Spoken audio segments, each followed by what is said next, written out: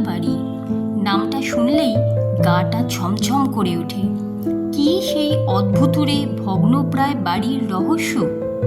উত্তর কলকাতার শোভাবাজারে অবস্থিত 19 শতকের একটি প্রসিদ্ধ ও ঐতিহাসিক অট্টালিকা হলো এই বাড়িটি। এর সাথে জড়িত আছে বাংলার বাবু কালচারের সেই অন্ধকার দিনগুলির এক গা ছমছমে ইতিহাস। উপরের দেওয়ালে খোদাই করা ভুতুড়ে পুতুলের মতো মূর্তিগুলির জন্যই এর এমন নাম হয়েছে বলে মনে করা হয়। ব্রিটিশ আমলে নির্মিত এই বিশাল 5তলা ভবনটি এক ধনী জমিদারের বাসস্থান ও গুদামঘর হিসাবে ব্যবহৃত হতো।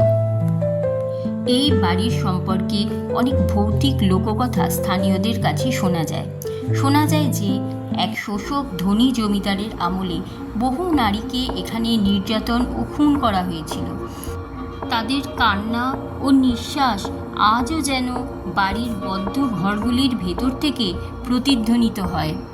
স্থানীয় লোকেরা প্রায়ই রাতের বেলা উপরের বন্ধ ঘরগুলি থেকে কান্নার আওয়াজ, নুপুরের আওয়াজ বা ভুতুড়ে ছায়ামূর্তির বিচরণের কথা বলে থাকেন।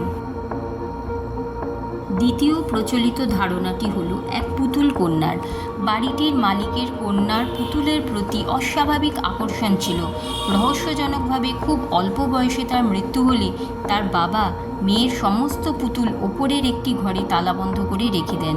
বিশ্বাস করা হয় যে রাতে সেই অতৃপ্ত আত্মার সাথে পুতুলগুলিও জীবন্ত হয়ে ওঠে। সেই মেয়েটির আত্মা যেন তার প্রিয় পুতুলগুলির সাথে রোজ রাতে খেলতে আসে।